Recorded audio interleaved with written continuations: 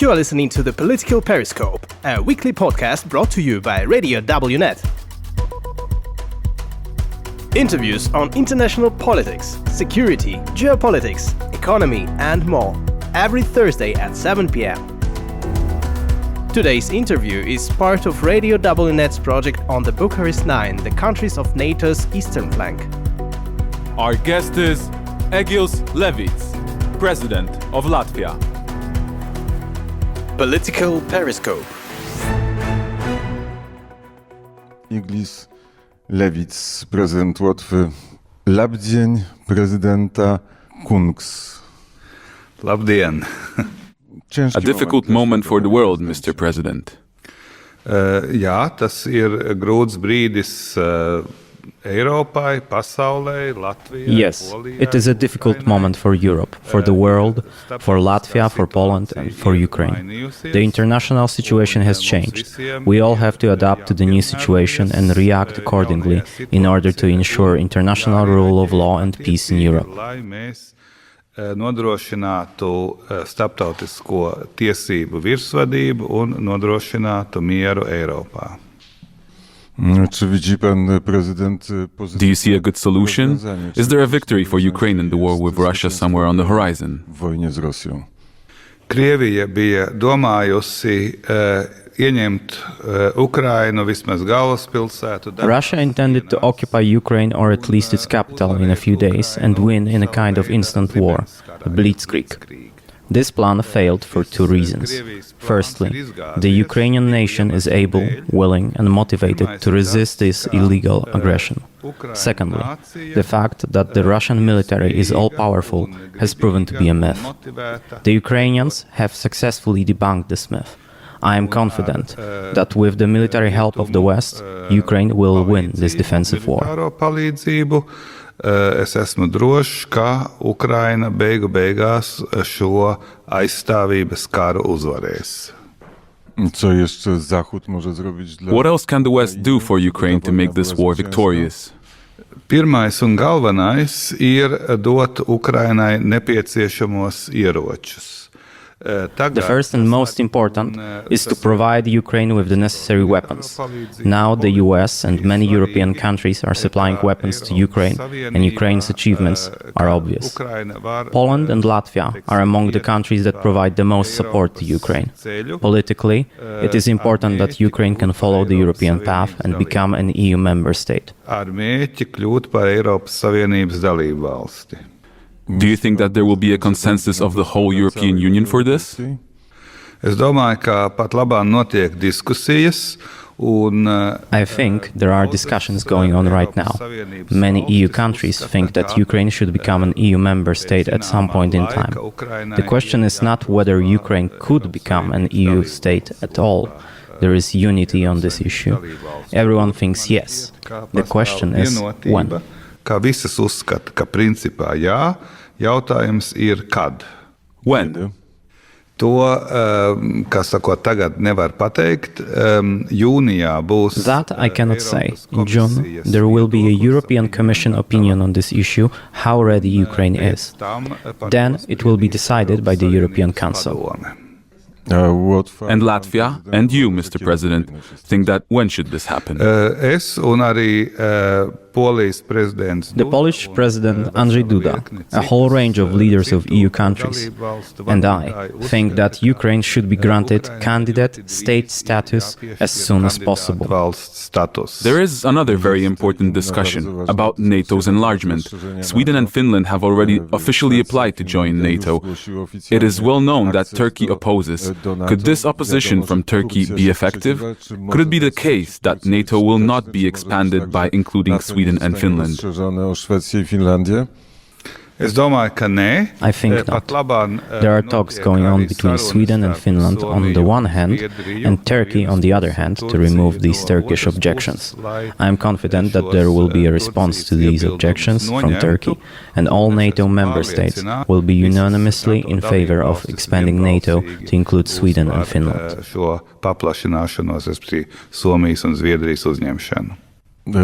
How much will it cost NATO for Turkey to say yes to this?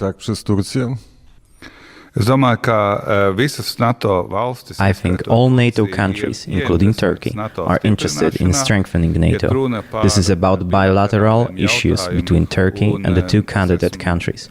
I am absolutely confident that these issues will be resolved.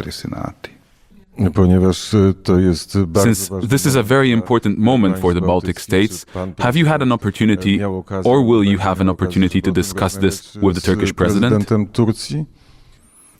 Pat labāk nē, tāpēc, ka tas ir tikai pirms dažām dienām šis jautājums. Not yet, because this issue only became relevant a few days ago. Recently, there was an informal meeting of the foreign ministers of the NATO countries, where they also talked to the foreign minister of Turkey. This issue is currently being resolved. There will be a summit of leaders of NATO countries on June 30th, and I am sure that this issue will be resolved by then.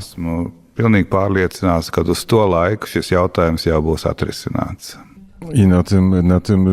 At this NATO summit, another important issue will be decided: the presence of NATO troops on NATO's eastern flank. Is there a common policy here between Poland, Latvia, Lithuania, Estonia, and the whole Bucharest Nine? Estonia I cała bukareszteńska dziewiątka. Jā. Jā, par to arī runās.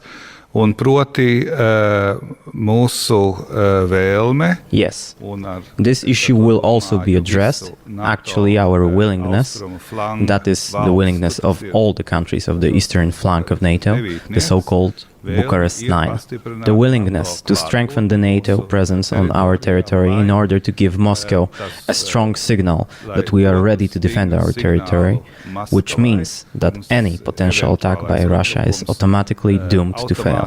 Therefore, it is necessary to strengthen the eastern flank. But, Mr. President, be precise. What troops, what NATO forces should be deployed in the Baltic states, in Poland, in Romania? Pat labāk jau ir pieņemti lēmumi izveidot. Currently, the decision has already been made to create 4 new battle groups. So far, we have had 4: Estonia, Latvia, Lithuania, and Poland. 4 new ones will be added: Slovakia, Romania, Bulgaria, and Hungary. This is already a reinforcement. Tas jau ir pastiprinājums. But this is enough to make us feel safe and not threatened by a Russian invasion?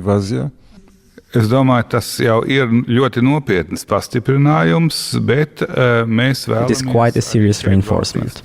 We also want additional reinforcement in the Baltic area and in some time to achieve a larger permanent presence of NATO forces here. We'll also talk about this at the Madrid summit. Tajā samitā Madridē. We came to Riga from Tallinn. There, on February 24th, there was a sense of fear about whether Russian troops would by chance cross the Estonian-Russian border. Was that the same sort of fear in Riga, Latvia? Tas ir teorētisks bailes, ja varētu tā teikt. It is a theoretical fear, if you will, because NATO is the strongest defense alliance in the world. Any attempt to attack one member state means an attack on NATO as a whole. I would like to point out that NATO's military is several times stronger than Russia's. However, strengthening NATO's presence here is important because it is an additional signal for Moscow that any attempt to attack the Baltic states or Poland is 100% doomed to fail. It is a measure to ensure calm in our territory, and Russia will not dare to attack. But Putin and the Russians use a variety of instruments. They can use, for example, the Russian minority which lives in Latvia. They can do a hybrid war. There are various levels of war when it comes to Russia. What is the threat from Russia here, from the Russian minority? Krievija visu laiku izmanto hibrīda kara metodes. Russia uses the method of hybrid war all the time. The Russian propaganda is working. It is possible that it works in Russia. Many people in Russia support this aggressive policy of Putin. However, This propaganda is so ridiculous and far from reality that it works a lot less outside of Russia, for example in the Baltic states, in Poland or in Germany, because we have different information about what is happening in Ukraine and what Russia is doing. So the possibilities for propaganda to influence the Baltic states or Poland are limited, but they exist. So we have to be ready to resist it. We have shut down a whole range of Russian propaganda channels. Rīkoties pret to. Tādēļ, piemēram, mēs esam slēguši veselu virkni Krievijas propagandas televīzijas kanālus. Tu mam zdjęcie. Here's a picture of you, Mr. President, from your visit to Kiev. But since we are also talking about President Putin, I would like to refer to your legal experience. Has Putin already deserved to stand before the International Criminal Court in Hague? And in your opinion, such a special tribunal to judge Russian crimes and Putin's crimes in Ukraine should be created? Jā, Krievija ir izdarījusi kara noziegumus Ukrainā, un par to jau ir ierosināti divi Yes, Russia has committed war crimes in Ukraine, regarding which two proceedings have already been initiated in two courts. One is the International Criminal Court in Hague, where an investigation of war crimes in Ukraine is already underway.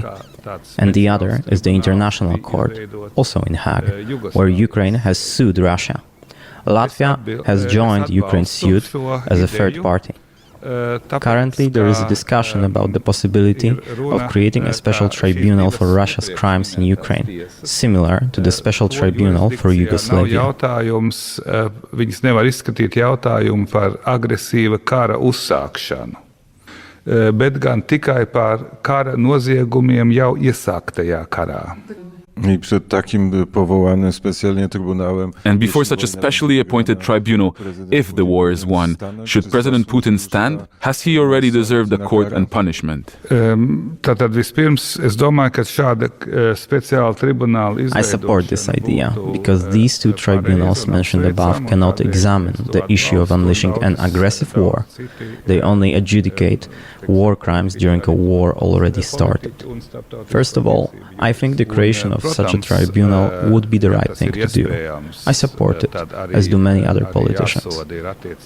The main task of such courts is to uphold international legal standards, regardless if a particular person may or may not be in the dock. Of course, the relevant officials should be punished if possible, but the most important thing is to maintain legal standards. If the standard is not maintained, the world would be in a situation of militarized anarchy, where any country can attack another country, which would mean the end of the UN order.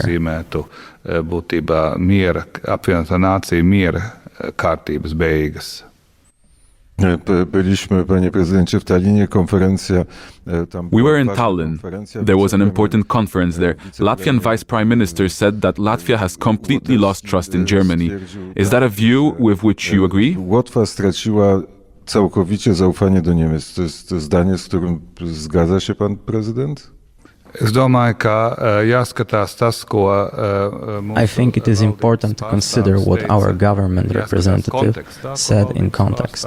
In principle, Germany also supports the general position of the EU and also gives its contribution to the supply of arms to Ukraine.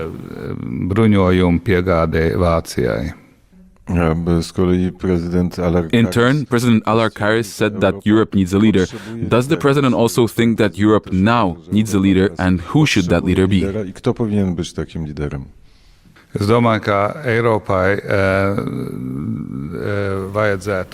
I think Europe needs several leaders.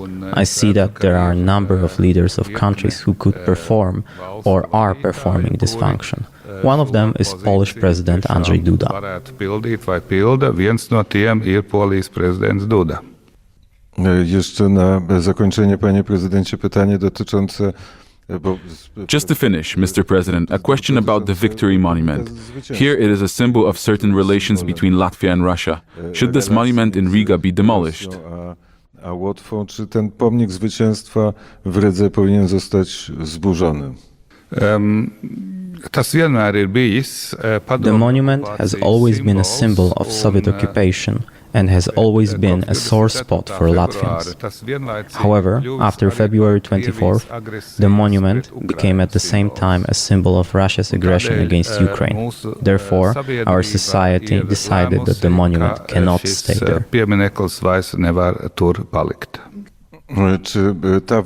Will this war end the Russian imperialism?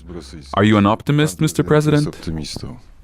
Es esmu optimists tādēļ, ka Ukraina. I am optimistic because Ukraine is motivated to fight for its freedom. This motivation gives Ukraine a special power. Besides, this war has united the whole democratic world. Russia did not expect this unity. It means that the whole democratic world, Europe, are on the side of Ukraine. That is why I am an optimist. Stāv ir Ukrainas pusē. Un tādēļ es esmu optimists. Paldies. Merci beaucoup. Merci beaucoup. This was the Political Periscope. The podcast is released every Thursday at 7 p.m.